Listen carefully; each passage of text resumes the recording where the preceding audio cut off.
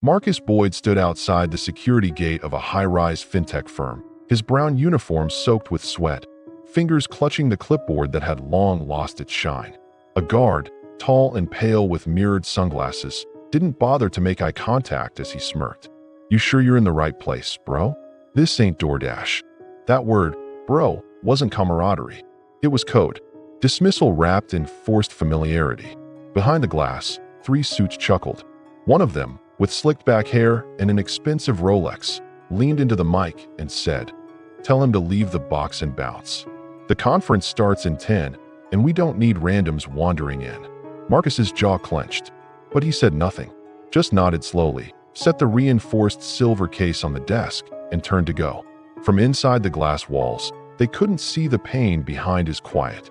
But what they didn't know, that random delivery guy once built security protocols for government-grade encryption before a wrongful conviction erased his future and labeled him a felon.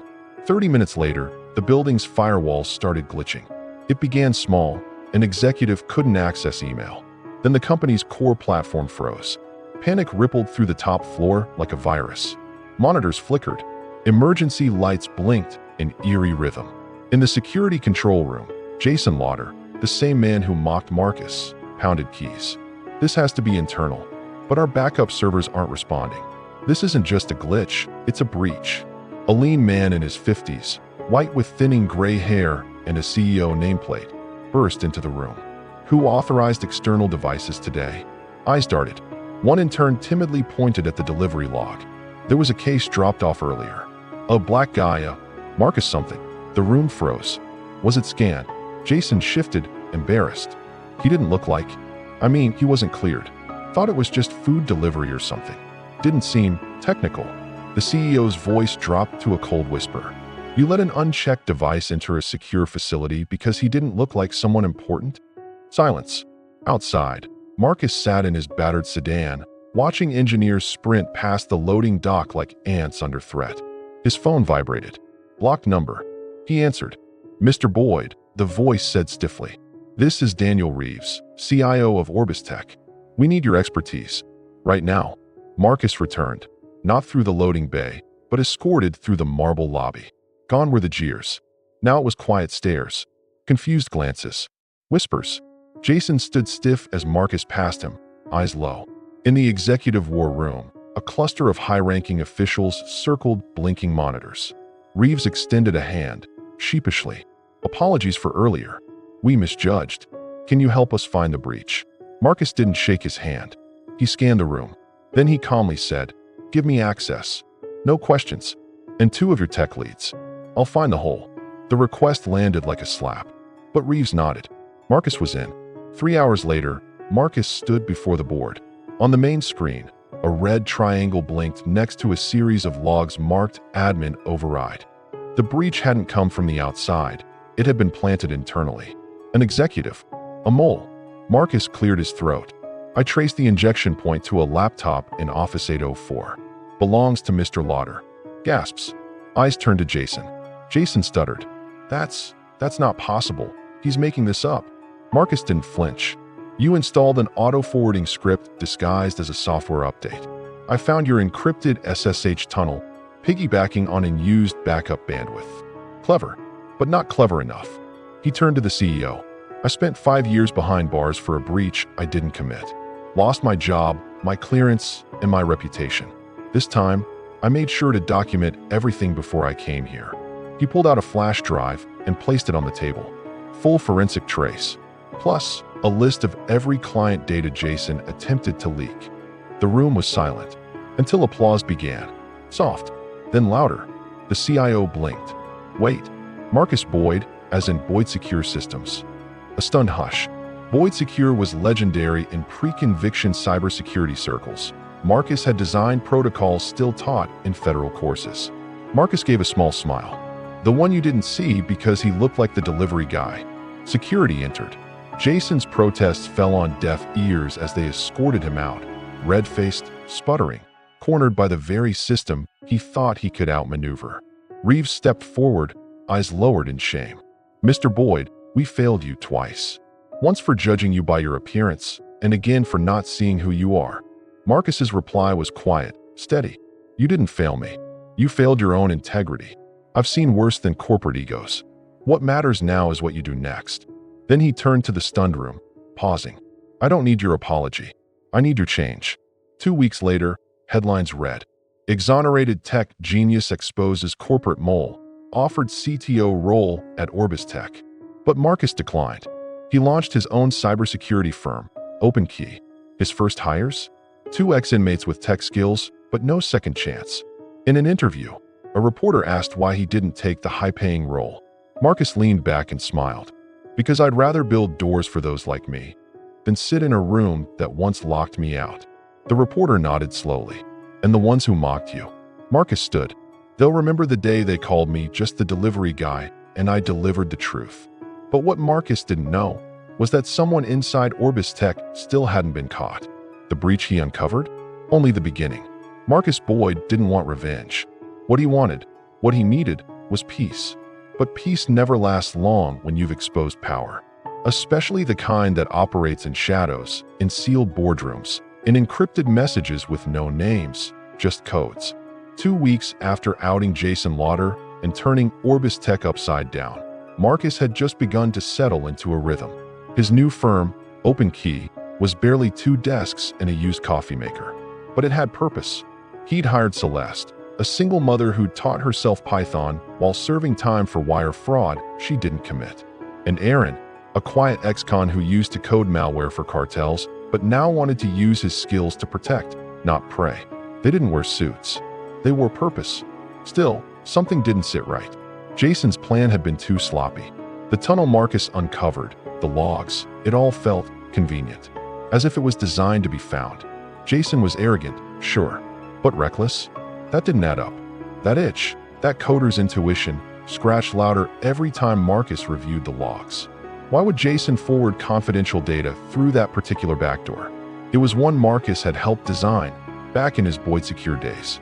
A sandbox tool for internal training, never intended for live systems. So how did Jason know it existed? Unless someone fed it to him. On a cold Tuesday morning, Marcus received a package at OpenKey's office. No return label, just his name, typed neatly, almost sterile. Inside, a flash drive and a note. Thought you'd want to see what else you missed. Celeste frowned as Marcus plugged it into a secure, offline rig. You think it's safe? I think it's bait, he said. But I bite back. The drive opened a folder labeled Janice. Inside were surveillance clips. Grainy, time-stamped footage from Orbis Tech's internal server rooms. One clip caught Marcus's breath. 2 men, in suits, standing in the secure hub after Jason's arrest. One of them bent down and removed the hard drive Marcus had flagged. The other handed him a new one, identical in casing. No audio, but the name on one of the men's badges, barely legible when zoomed, sent a chill through Marcus.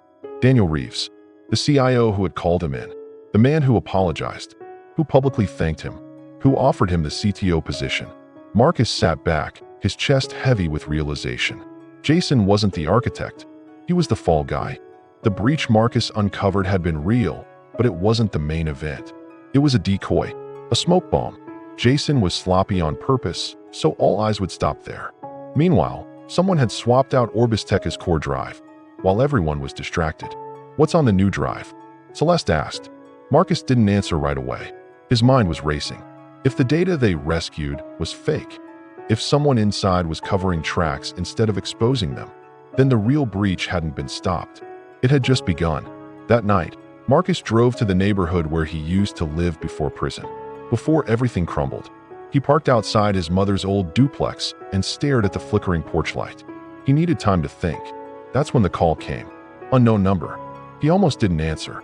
But when he did, the voice on the other end wasn't trying to disguise itself. Mr. Boyd, said Reeves. Calm, confident, chilling. I see you've received my gift. Marcus's jaw tightened. Why? Because every system needs a test. Every truth needs a gatekeeper. You just proved you're still useful. I'm not your asset. A pause. Oh, Marcus, Reeves said with a smile you could hear. You've always been mine. You just forgot. Click. The line went dead. Marcus stared at the phone, the porch light's soft hum now deafening. And in that moment, he realized something else. The real breach.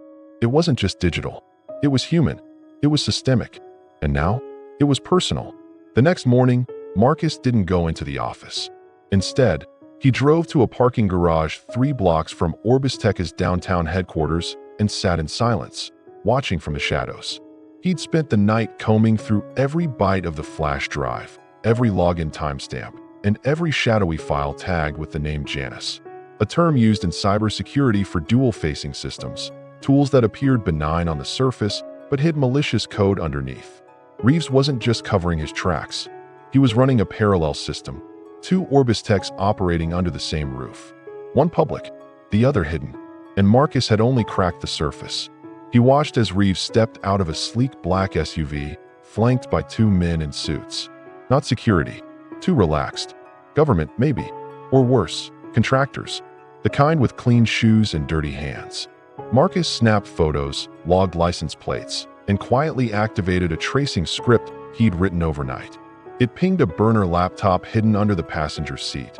Its sole job was to mimic Orbis Tech's internal network and see what bit. It did.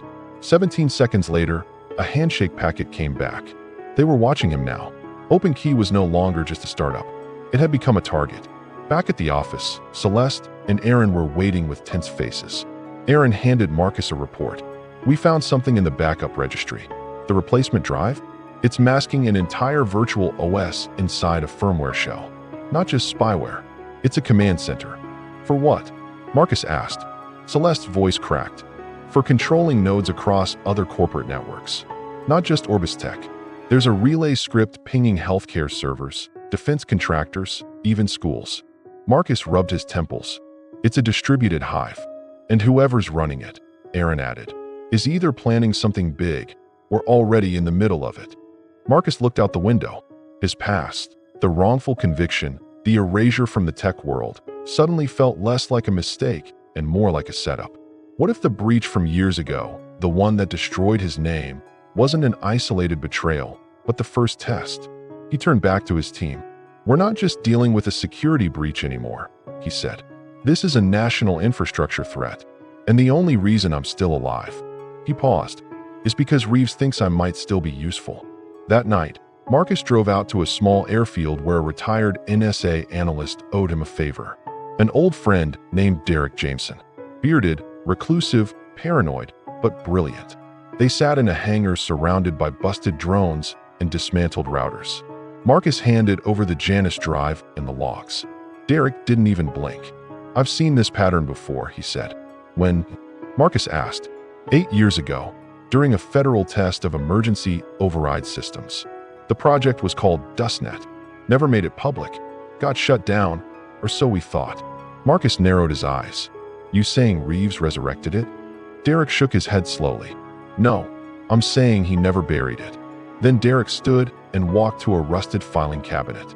He pulled out a sealed envelope with a red wax stamp and handed it to Marcus. "I never opened this. They said if I ever saw Janus again, to give this to someone I trust." Marcus hesitated, then broke the seal. Inside was a single page, a list of names, 10 of them, and next to each, dates, cities, incidents, all subtle, all masked as coincidences, power grid failures, data leaks, whistleblower suicides. And at the bottom, the next date, this Friday, 8 p.m., location, Orbis Tech HQ. Marcus looked up at Derek. "What happens Friday?" Derek didn't speak for a long moment, then finally whispered, "Whatever it is, they've been building toward it for a decade." And somewhere, beneath the polished floors of Orbis Tech's corporate campus, a timer ticked. Marcus didn't sleep. Not Thursday night. Not with that list in his hands. By Friday morning, he had pieced it together. Reeves wasn't just hiding a rogue system.